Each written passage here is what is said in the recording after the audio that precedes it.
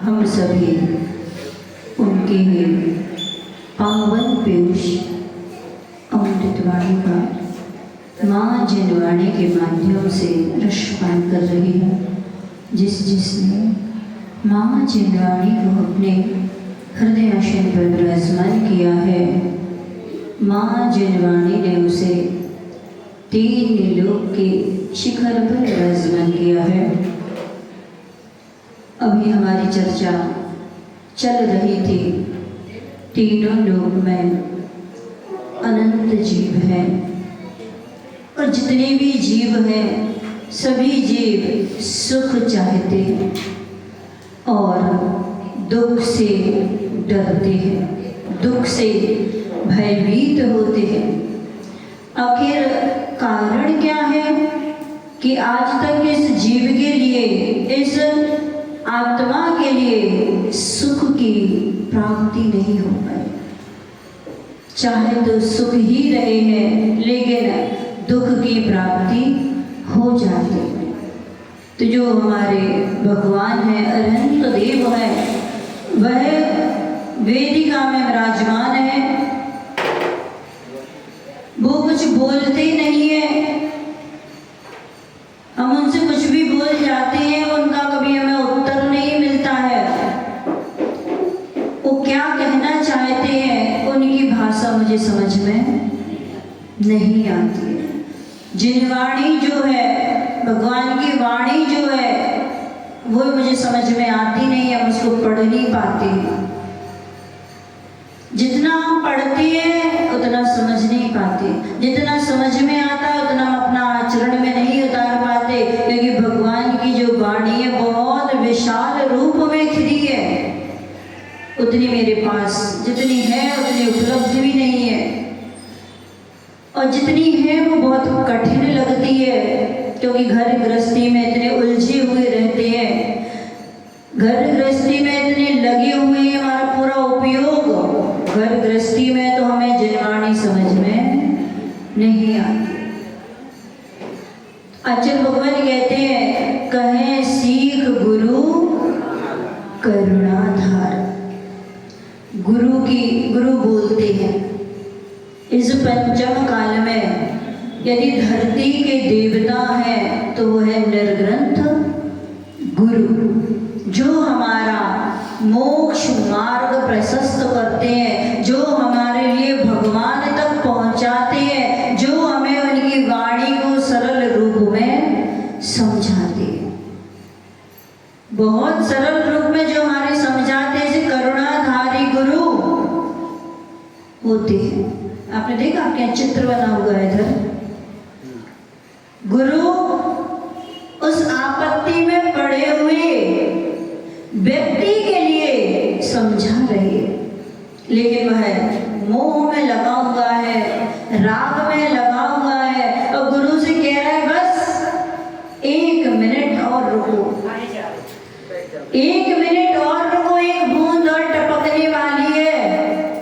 लेकिन गुरु के लिए उसकी आत्मा पर करुणा है कि कहीं ये इस कुएं में ना गिर जाए, जिसमें 4 सर्प जो है वो मुंह फाड़े हुए हैं कि तुम कब गिरो, मैं अपना ग्रास बना लूं। लेकिन उसको नहीं पता है कि जिस डाल पर लटका हुआ है, उस डाल को एक सफेद एक काला चूहा उस डाल को निरंतर कुतर रहा है, काट रहा है। ये कहानी उसकी नहीं है, हमारी स्वयं की कहानी है। ये हमारी स्वयं की कहानी है। मधुमक्खियां भी लग रही है, लेकिन फिर भी उसमें लगा है। ये परिवार रूपी मधुमक्खियां चिपकी हुई है शरीर में। कोई कहता है मुझे साड़ी चाहिए, कोई कहता है मुझे गहने चाहिए, कोई कहता है मुझे स्कूल जाना है, कोई कहता है मेरी किताब खराब हो गई, कोई कहता है मुझे भोजन चाहिए, कोई कहता है मुझे घुमाने ले चलो, कोई कहता है मुझे हॉस्पिटल ले चलो, कोई कहता है मुझे सिनेमा वाले घर ले चलो। तो ये मधुमक्खियां चारों तरफ से चिपकी हुई हैं, लेकिन फिर भी इनके राग में लगे हुए हैं, उस राग में चिपके हुए हैं। गुरु को, भक्तों के ऊपर, शिष्यों के ऊपर करुणा आती है, वो समझाते हैं आपके लिए कि भैया इस घर गृहस्थी के बंधनों से मुक्त हो जा। लेकिन राग में लटके हुए हैं, बस पोते की शादी और हो जाए फिर हम निकल आएंगे, बस बेटे की शादी और हो जाए, बहू आ जाए, पोता हो जाए, उसकी शक्ल देख ले, बस उसके बाद चलेंगे आपके साथ। लेकिन पता नहीं है किस किस का बुढ़ापा आना है, किसका बुढ़ापा आना है, किसका बुढ़ापा नहीं आना है, किसी को पता नहीं है। लेकिन फिर भी उस राग में लगे हुए हैं, उस राग से दूर नहीं हो पा रहे। जैसे गुरु उस लटके हुए व्यक्ति को समझा रहा था, ऐसे ही गुरु समझा रहे हैं, लेकिन फिर भी राग में लगे हुए हैं। और एक दिन ऐसा आता है कि दिन रात रूपी जुए सुबह शाम होती है, जीवन के 24 घंटे समाप्त हो जाते हैं। रात निकलती है, दिन निकलता है, धीरे धीरे शरीर की आयु भी समाप्त हो जाती है। और फिर हम अपने कर्मों के अनुसार नरक, त्रेंच, मनुष्य गति, देवगति रूपी सर्व के मुंह में चले जाते हैं। तो गुरु करुणाधारी होते हैं। मुझे आपसे कोई राग नहीं है। यदि आप रात्रि भोजन का त्याग करते हो तो इसमें मुझे पुण्य लगेगा कि आपको लगेगा? हैं?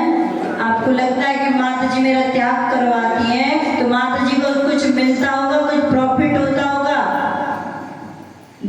मुझे त्याग करने से साधु को कोई प्रॉफिट होता होगा, इसलिए वो त्याग कराते हैं। मुझे कुछ मिलने वाला नहीं है, जो करेंगे उसको ही मिलेगा। हम करेंगे जो त्याग तो मुझे फल मिलेगा, आप त्याग करोगे तो आपको फल मिलेगा, मुझे कुछ मिलने वाला नहीं। लेकिन मुझे आपकी आत्मा पर करुणा है, आपको अपनी शरीर पर करुणा होती है। यदि नहीं खाएंगे तो कहीं मर ना जाए, रात में पानी नहीं पिएंगे तो कहीं मर ना जाए। मरने का डर बहुत रहता है, मरने का डर बहुत रहता है। लेकिन बिना खाए कोई भी मरता नहीं, खाने के बाद तो मर जाते हैं। क्योंकि जब रात में भोजन करते हैं सो जाते हैं, हार्ट पर, किडनी पर, लीवर पर, सब पर वजन पड़ता है, गैस बनती है, जिससे हमारे लिए परेशानियां खड़ी हो जाती है। तो मेरा कोई स्वार्थ नहीं है कि आपका आलू का त्याग कराती है तो मुझे कोई फल मिलता होगा, आपको ही मिलता है। क्योंकि मैंने बता चुके हैं कि एक सुई की नोक बराबर जमीन कंद में कितने सारे जीव होते हैं।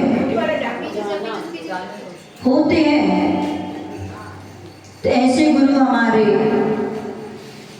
गुरु हमारे मार्गदर्शक होते हैं, जो हमारा मोक्ष मार्ग प्रशस्त करते हैं। गुरु तो वह जौहरी है, गुरु वह जौहरी है जो मात प्योर हीरे की तलाश करते हैं। कचरा तो बहुत सारा होता है, कचरा बहुत सारा होता है, लेकिन गुरु जो होते हैं वह अनमोल रत्न को प्राप्त करते हैं। यहाँ पर इतने सारे लोग हैं, लेकिन इसमें त्यागी व्रती कितने हैं? कितने हैं? एक दो होंगे। बहुत सारे लाखों के लोग में एक कोई साधु बनता है, गुरु के चरणों में एक ही समर्पित होता है। गुरु की भी दृष्टि उस हीरे पर पड़ी और गुरु ने उसको तलाश दिया। उसमें भी बहुत सारे दुर्गुण होते हैं, क्योंकि अनादि काल के जो संस्कार लगे हुए हैं उन संस्कारों को गुरु संयम रूपी छैनी हथौड़े से उसको दूर करते हैं और एक परमात्मा का, एक मुनि का, एक आर्यिका का रूप उसमें देते हैं। ये कौन करता है?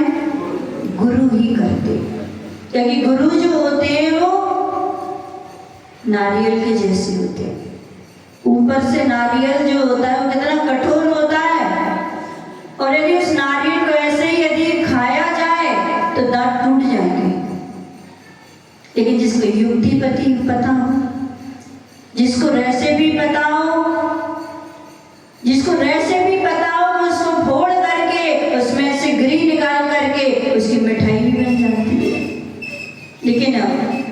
चाहिए, युक्ति आना चाहिए। तो ये युक्ति मात्र गुरु को आती है। गुरु जो होते हैं ऊपर से बहुत कठोर होते हैं, क्योंकि उन्हें पता है पंचम काल के शिष्य हैं जी, बहुत कठोर शिष्य हैं। ये ऐसे समझने वाले नहीं है। तो गुरु को अनुशासन भी करना पड़ता है, गुरु को अनुशासन भी दिखाना पड़ता है।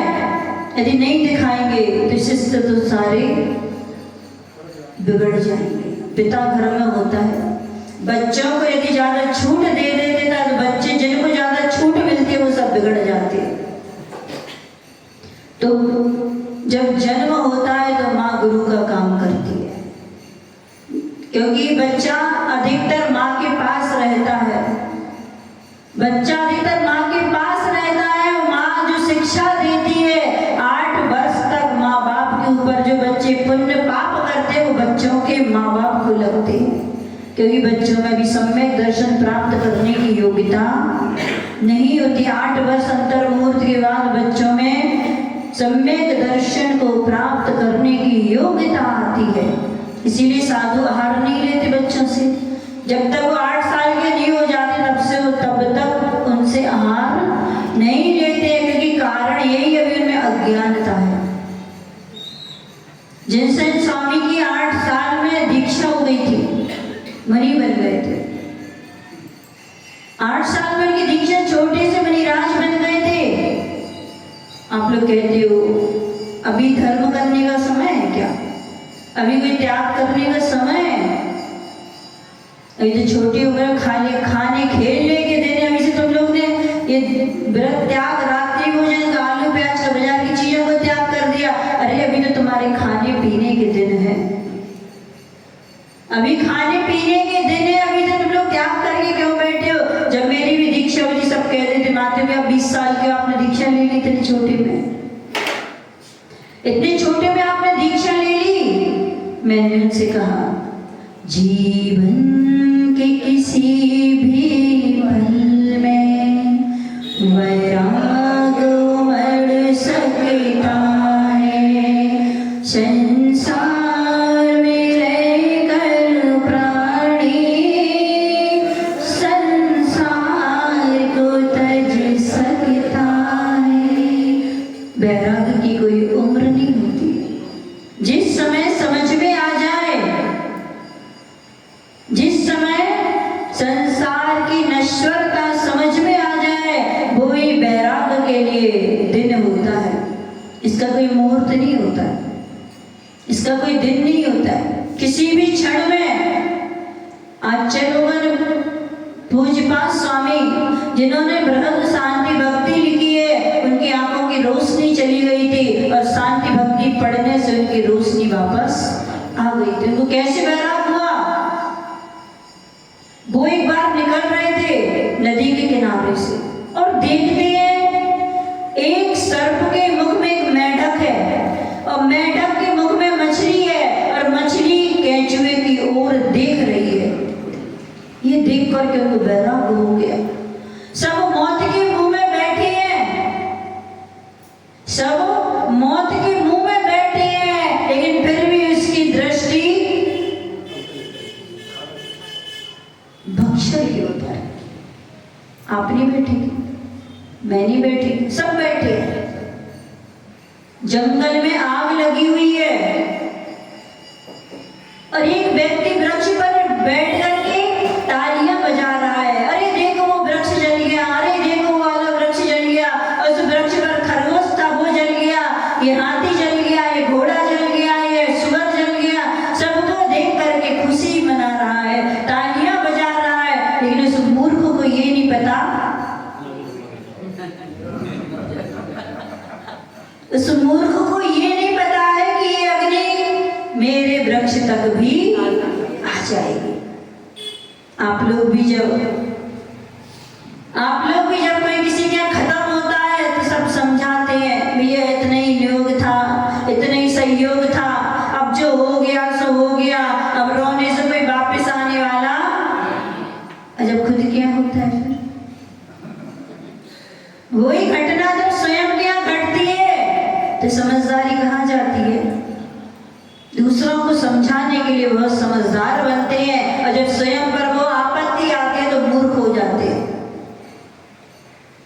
किसी का जवान बेटा खत्म हो जाए फिर बहुत समझाते हैं उसको, अब जो होना था सो हो गया, अब ये मान लो इतने नियोग सहयोग होगा, अब रोने से क्या होता है, सब समझाते हैं।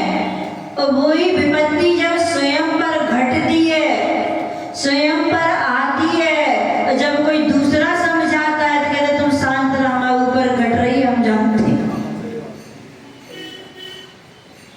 फिर सबकी समझदारी कहाँ चली जाती है। इंसान दूसरों को समझाने में बहुत माहिर है, दूसरों को समझाने में बहुत माहिर है। दूसरों को जब समझाने की बारी आती है तो 50 लोग खड़े हो जाते हैं।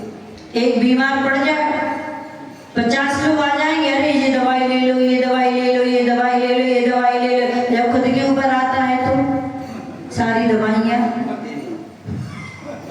भूल जाते हैं। तो इंसान की फितरत में है दूसरों की बुराई देखना, दूसरों को समझाना, दूसरों की कमियां देखना बहुत अच्छे से आते, किसी को सिखाना नहीं पड़ता, लेकिन धर्म का सिखाना पड़ता है। सिखाते सिखाते भी भूल जाते हैं। इसलिए कि गुरु करुणाधारी, जिसके जीवन में गुरु नहीं उसका जीवन शुरू नहीं होता है।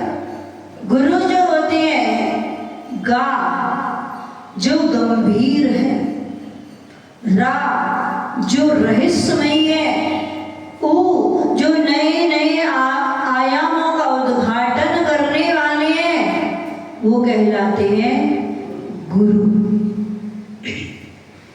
गुरु जो होते हैं वे कुशल शिल्पकार होते हैं।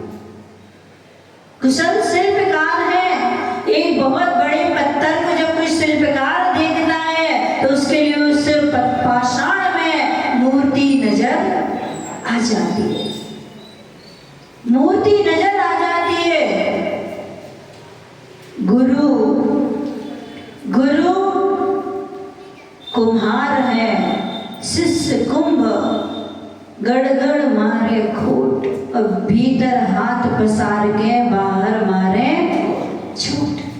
कुम्हार को देखा है, जब वो घड़े को बनाता है तो बाहर से तो उसमें पिटाई करता है और अंदर से उसमें हाथ लगाए रहता है, कहीं घड़ा फूट ना जाए। ऐसे ही गुरु हुआ करते हैं। ऊपर से वो डांटते हैं, फटकारते हैं, प्रायश्चित देते हैं, कठोर से कठोर दंड देते हैं, लेकिन अंदर से हाथ भी लगाए रहते, कहीं से टूट ना जाए, कहीं बिखर ना जाए, कहीं धर्म से दूर ना हो जाए। गुरु कुम्हार जैसे होते हैं। आचार्य शनमती सागर जी, उनके बारे में आता है दृष्टांत।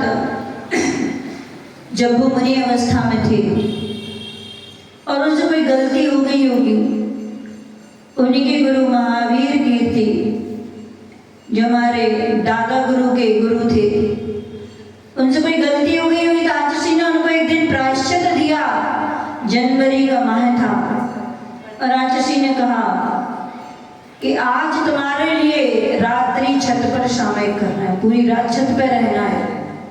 गुरु आगे सुनो, आज जैसे शिष्य थोड़ी है कि गुरु कुछ कहे तो उसका सवाल जवाब करें, गुरु ने कुछ कहा तो उसके प्रति उत्तर करें। गुरु आगे सरोधार मान करके आचार्य शनमती सागर जी छत पर चले गए, सामयिक करने बैठ गए। ठंडी ठंडी हवाएं चल रही थी और उनके संग में ब्रह्मचारी जी थे। उन्होंने देखा कि इस गुरु ने बहुत बड़ा दंड तो दे दिया है, और लेकिन शिष्य के लिए भी कठोर है और गुरु के लिए भी कठोर है। आचार्य महावीर कीर्ति ने इस दंड तो दे दिया, लेकिन मन में उनको लग रहा था कि इतनी ठंडी में रात भर कैसे बैठेंगे, कहीं ठंड लग गई तो, बीमार पड़ गए तो, कुछ और हो गया तो क्या होगा। बार बार खिड़की में एक दरार थी, वो दरार में से बार बार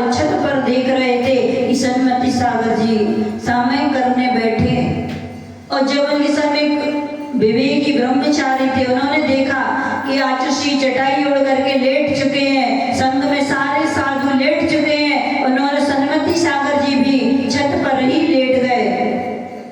तो वो गई चारपाई उठा लाए और चारपाई उठा करके सन्मति सागर जी के ऊपर रख दी और उसमें एक फर्श डाल दिया और चारों तरफ से उसको लटका दिया, जिससे ठंडी, अब छत पे है तो ठंडी तो लगेगी लेकिन कम से कम हवा तो नहीं लगेगी।